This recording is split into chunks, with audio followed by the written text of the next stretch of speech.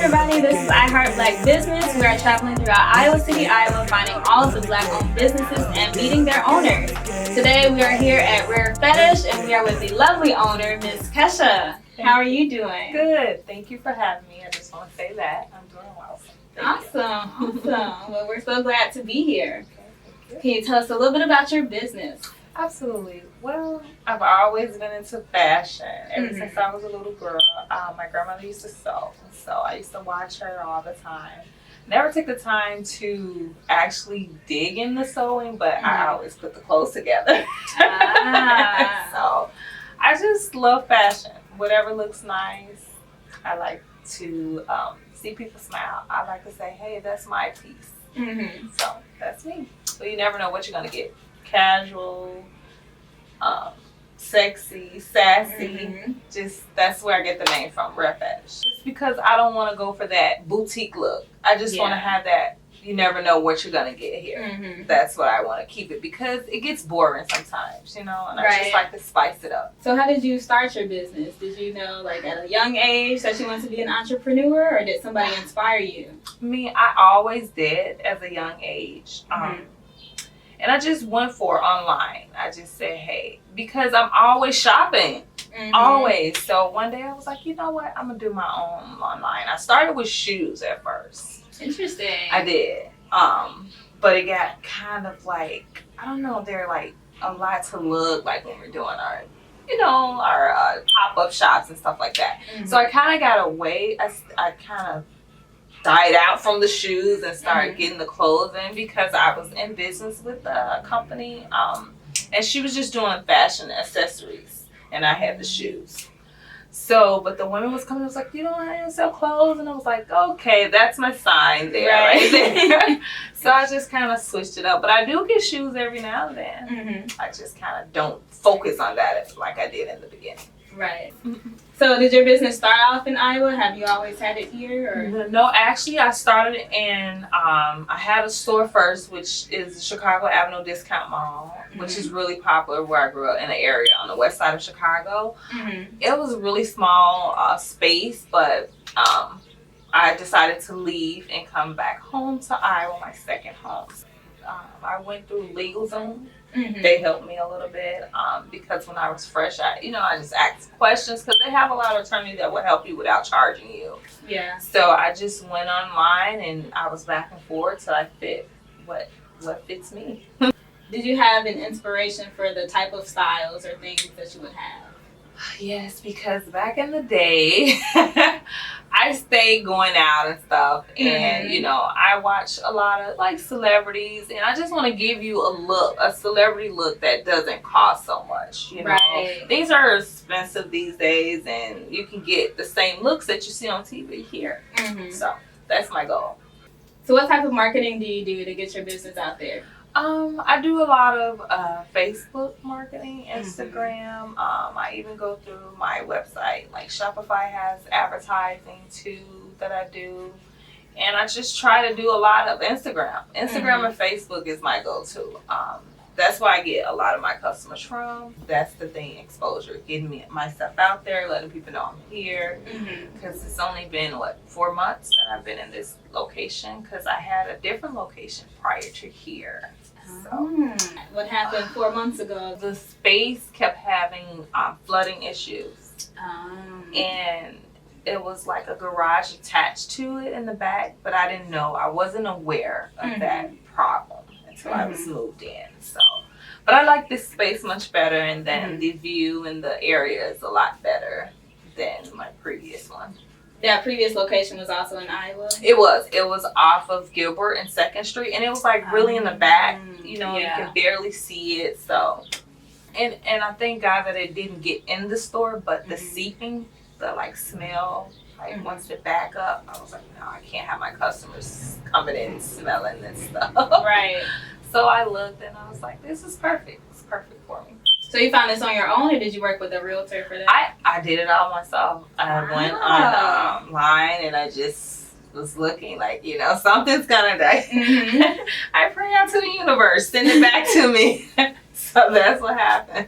That's amazing. Wow, you do a lot of hard work. I do. All on your own. I do, and it's tough. And I just hired a student for the summer. Mhm. And then I also have a young lady that works part-time for me 3 days a week. It was a referral, and I hired my nephew for summer. Give him something to do. Right. So he's excited about it. He's into fashion, and he likes clothing, and maybe he can take after me. Have you been involved in the community at all? Any events? I do a lot with like the fashion show every year. I'm always invited to that, and I'm really, really happy for that exposure because it's really, really nice. That's why I have to thank Andre Wright from Born Leaders United for always inviting me. Mm-hmm. Yeah. Have you been able to connect with other Black business owners in the area? Far as I have a couple, just the Born Leaders United, also Final Street Wear. Mm-hmm. But as far as women, no. So what's one of the biggest challenges that you've had as an entrepreneur? Oh my God, time. That's the biggest, honestly. It's just time and managing. Like, I do it, but it's hard because trying to get everything how you want it is not going to happen. I'm just Right. like, I've faced that fact. Nothing is going to be perfect. Right. Just do your best and it'll come back to you. Always expect the unexpected. You never know what's going to happen. That's my challenge, because I can dip and I'm like a million places. So Right. I have to focus. Because I'm always like entrepreneurs, we're always thinking about something. Mm-hmm. We always want the next thing and thing. And it's like, okay, my customers love this and I'm ready to move on already. And I'm like, because I don't want it to get boring. I want them to keep coming back. But Right. that's the biggest thing. But it's worth it though. Honestly, it's worth it. Nice. So you sleep okay at night? Oh yeah. You get enough hours? Yes, I do. I learned the hard way. I do. Right. Because that's a lot of hard work, especially being a smaller business where you're basically doing at least 90% of the work by yourself. Yeah. So there will never be enough time, never have enough energy. No. You just really have to be flexible. Yeah. That's what I've learned. Lots of flexibility. Mm-hmm. Always be thinking about everything at the same time. It seems impossible, but that's part of the job. Yeah, and you might find yourself talking to yourself a little bit here and there, but Mm-hmm. it's okay. As long as It's you're not perfectly acting normal. out. Yep. But yeah, I totally agree with that. Yep. So what's one of the greatest rewards that you've gotten?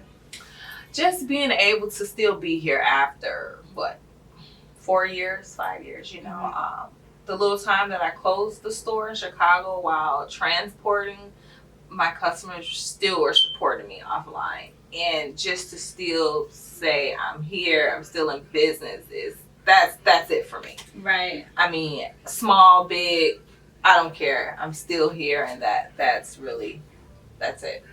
That's big. Yeah. So I guess it was great for you because you had that online presence. Yes. Now with those online customers and you moving from Illinois to Iowa, how did you get new customers from Iowa? Marketing again. Marketing. I share. I don't care. Share. It's like either they're gonna support me or they're gonna delete me. One of these. Right. So, just keep putting yourself out there. Even if you think someone is tired of seeing it, so it's gonna be one person that's gonna say, hey, I like that. Yeah. I want that.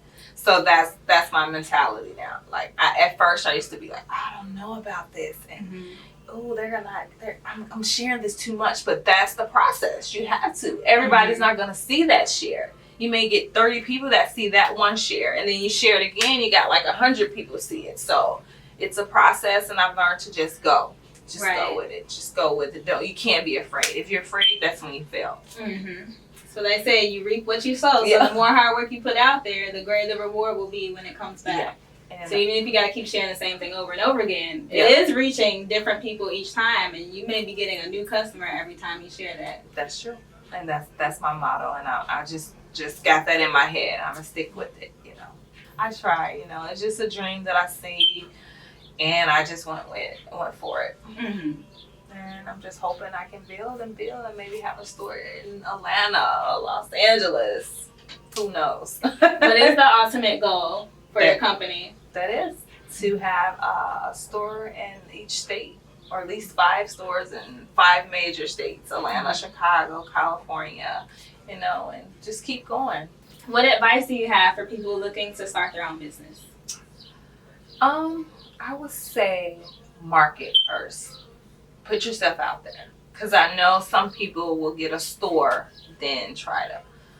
But I did that first. And I think that was kind of backwards. You got to let them know what you got, what you're going to have, what's your company, who are you? And then build up that team and that clientele. Then go for it, I would say. Because I took the hard route. I did everything on my own. Everything. So if you can do a little bit more research, and marketing before your location, map everything out first. Because I just ran with it. But, I just knew something that I wanted to do. So just research and you'll be fine. Put it out there in the universe, it'll come back. I think that goes back to those economic basics of supply and demand. Yes. You can have the whole supply, but if nobody's demanding it, you just at a complete loss, and you have this whole inventory of stuff that nobody's buying. Exactly. That's another thing too. You hit the point. You got to know what customers you want. Exactly. Who are you servicing? What looks, what kind of customers that you want. That's the main thing.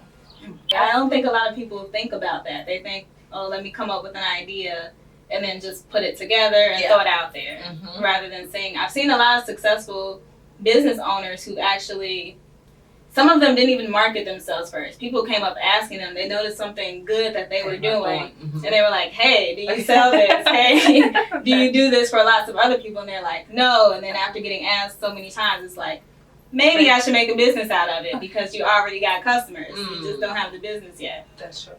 So I think that's a great point to make, is to market yourself first. Please, that's because you gotta let them know who you are, what you got, and that's another thing. Because I was a little shy, honestly, so I had to come out my shell. Right. But yeah, that's it. That's the main thing. New arrivals every week. Every week I'll have something different. Just come in, support. We're in Iowa City.